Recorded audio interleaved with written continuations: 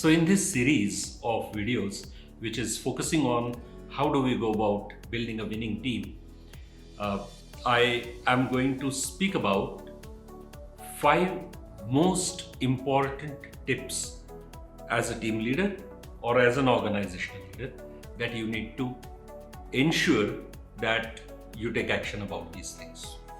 These 5 tips or these 5 actions are going to help you build that winning team. And I'm not saying that these are the only 5 things that you need to do. There are quite a few other things as well. But these 5 are the most important things in building that winning team. So what are these 5 things? The first most important thing that you as a leader need to ensure is that you encourage trusting relationships among your people. That's the crux of it. And in all the videos that you will see, you will find the similar themes keep on repeating. So I'm going to speak about these things quite repetitively, but primarily because these are the most important things that you need to do. This must get hammered on each one's mind. Trusting relationships among people is the foundation for your team and for your team's performance per se. Trust is the most fragile thing on this planet. It takes years to build that trust, and even one action in 1 second, that entire trust, that entire hard work of years can be shattered. And that's why there are a number of ways in which you need to make people speak with each other, share their points of views, share their likes and dislikes about the other person's actions, and that's what over a period of time help you build that trusting relationship among your people. Second most important thing, you must encourage and celebrate conflicts among your team members. Now you will be surprised, right? Conflicts, it's something that we want to avoid. Conflict, it's something we want to resolve as fast as possible. We are very uncomfortable with this word called conflicts. I have a very different point of view about this word. I say conflict is all about difference of opinion. And that is where a value of every team member gets underlined in true sense. Right? I have a firm belief that if 2 people are always in agreement with each other, one of them is unnecessary. The value of a human being in his different thinking. So encourage that thinking from each of your team members. Let there be different, divergent points of views coming up. And that diversity, when harnessed properly, it creates synergy. And that's the beauty of celebrating those conflicts. Because that's what tells you that each one of your team members is thinking, and they are thinking about how they are going to achieve the goals that as an organization you need to be achieving. Third important tip, make your people accountable for the results that they produce. In majority of teams, you will find people do not take accountability for the results that they produce. Their main interest is whom and how to blame if something doesn't go right.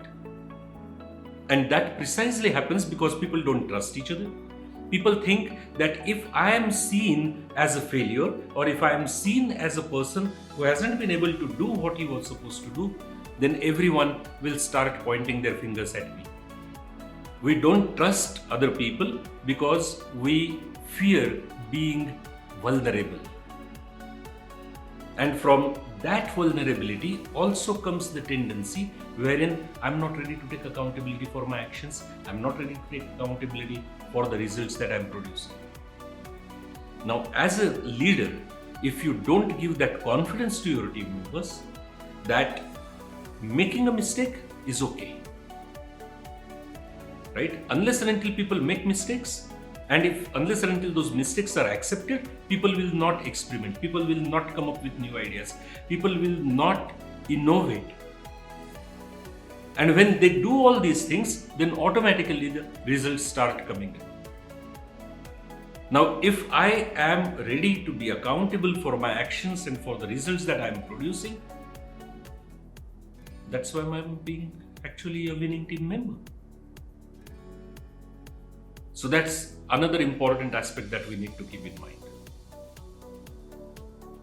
The fourth and another important aspect of winning teams that we need to keep in mind: assess and develop your team. I mean your team members. Very, very important. Sab ghode 12 टके, that doesn't work when you're working with people. Right? Every team member has unique potentials, has unique strengths, has unique areas of improvement. You can't treat them all alike. Everyone needs a different treatment. And second most important thing is, there is no point in assessing your people on the basis of your gut feel. You can't say someone is good, someone is okay, someone is not all that good. You can't do that. There has to be a scientific, structured basis for you to assess their competence. And there are tools available. You can assess your people scientifically, objectively, and based on that assessment, you can design their developmental path. That's one of the most critical things as a leader that you must be doing. Last, but by no means the least, as a leader, learn something called as situational leadership.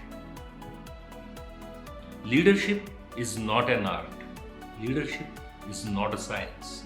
Leadership is a combination of both. Leaders are not born. So there is usually this debate that whether leadership as a trait is nature or nurture. It actually is both, right? You can develop skills, you can develop attributes, you can develop all the actions that are required to be taken to be an effective leader. And the situational leadership model teaches you exactly that. It teaches you how to assess your team members, how to diagnose the performance issues, and how to treat those performance issues by using appropriate leadership styles. These are the 5 tips that you need to keep in mind, and your efforts need to be in the direction of developing these 5 skills within you so that you become a true leader of a winning team. In the next few videos, we will also look at some of the other critical elements related to building a winning team. Some of the themes, as I said in the beginning, might sound as if they are repeating, but those are critical and essential aspects of building a winning team. So, see you till the next video.